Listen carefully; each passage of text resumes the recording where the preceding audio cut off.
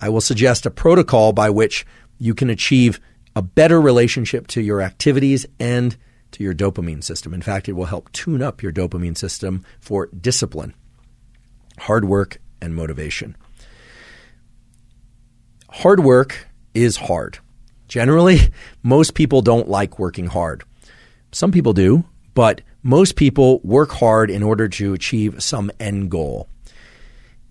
End goals are terrific and rewards are terrific, whether or not they are monetary, social, or any kind.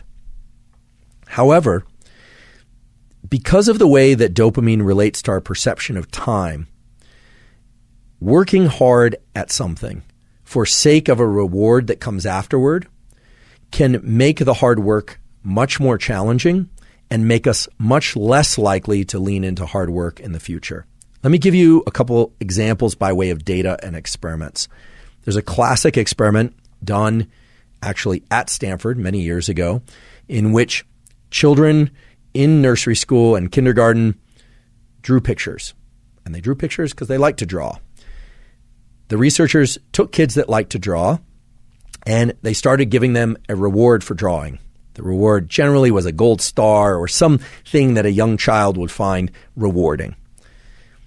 Then they stopped giving them the gold star.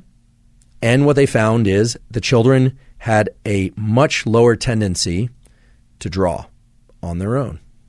No reward. Now, remember, this was an activity that prior to receiving a reward, the children intrinsically enjoyed and selected to do. No one was telling them to draw. What this relates to is so-called intrinsic versus extrinsic reinforcement. When we receive rewards, even if we give ourselves rewards for something, we tend to associate less pleasure with the actual activity itself that evoked the reward. Now, that might seem counterintuitive, but that's just the way that these dopaminergic circuits work.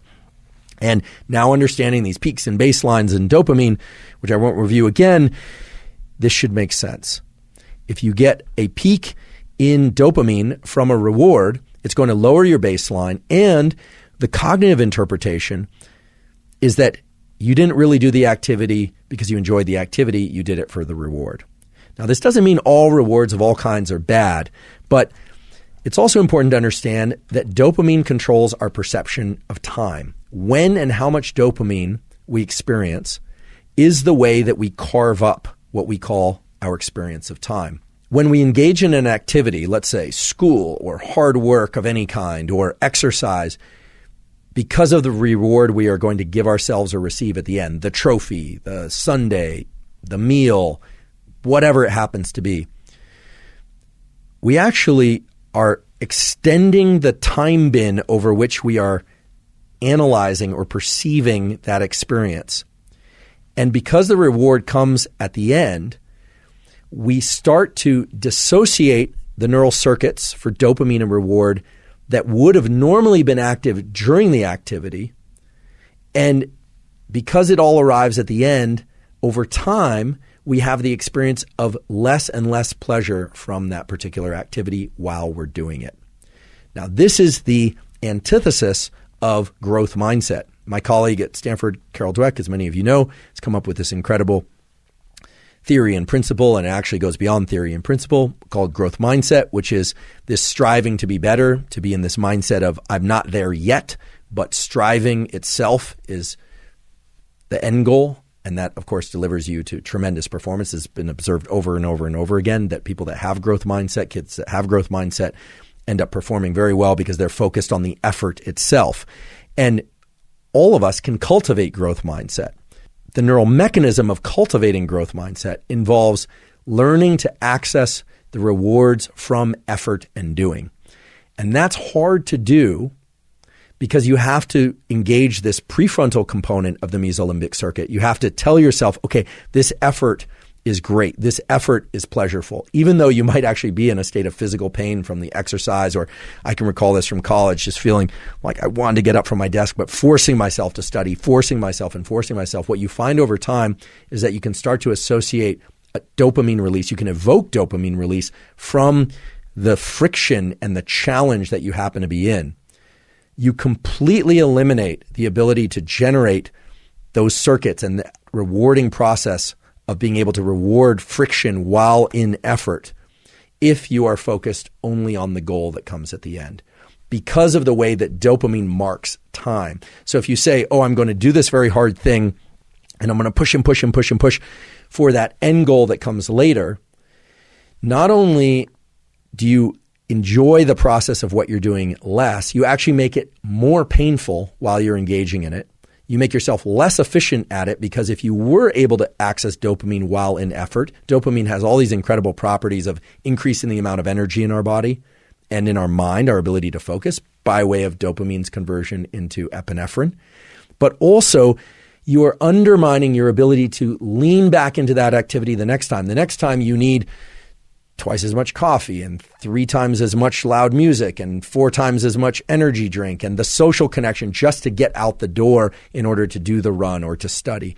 So what's more beneficial, in fact, can serve as a tremendous amplifier on all endeavors that you engage in, especially hard endeavors, is to not start layering in other sources of dopamine in order to get to the starting line, not layering in other sources of dopamine in order to be able to continue, but rather to subjectively start to attach the feeling of friction and effort to an internally generated reward system. And this is not meant to be vague. This is a system that exists in your mind, that exists in the minds of humans for hundreds of thousands of years, by which you're not just pursuing the things that are innately pleasurable, food, sex, warmth, water when you're thirsty. But the beauty of this mesolimbic reward pathway that I talked about earlier is that it includes the forebrain. So you can tell yourself the effort part is the good part. I know it's painful. I know this doesn't feel good, but I'm focused on this. I'm going to start to access the reward. You will find the rewards, meaning the dopamine release inside of effort, if you repeat this over and over again. And what's beautiful about it is that it starts to become reflexive for all types of effort. When we focus only on the trophy, only on the grade, only on the win as the reward, you undermine that entire process. So how do you do this? You do this in those moments of the most intense friction. You tell yourself, this is very painful, and because it's painful, it will evoke an increase in dopamine release later, meaning it will increase my baseline in dopamine. But you also have to tell yourself that in that moment, you are doing it by choice and you're doing it because you love it. And I know that sounds like lying to yourself, and in some ways it is lying to yourself, but it's lying to yourself in the context of a truth, which is that you want it to feel better. You want it to feel even pleasurable.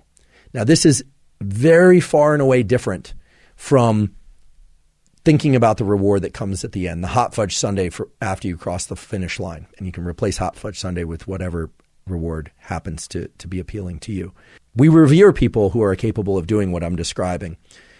David Goggins comes to mind as a really good example. Many of you are probably familiar with David Goggins, former Navy SEAL, who essentially has made a post-military career out of explaining and sharing his process of turning the effort into the reward.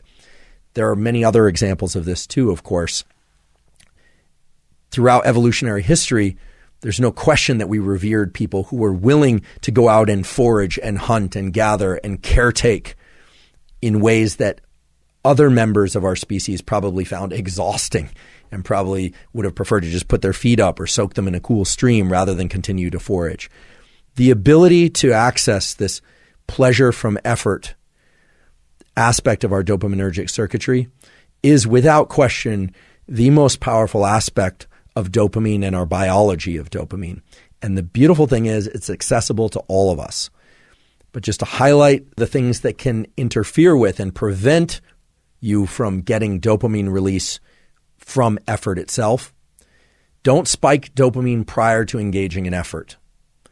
And don't spike dopamine after engaging in effort. Learn to spike your dopamine from effort itself.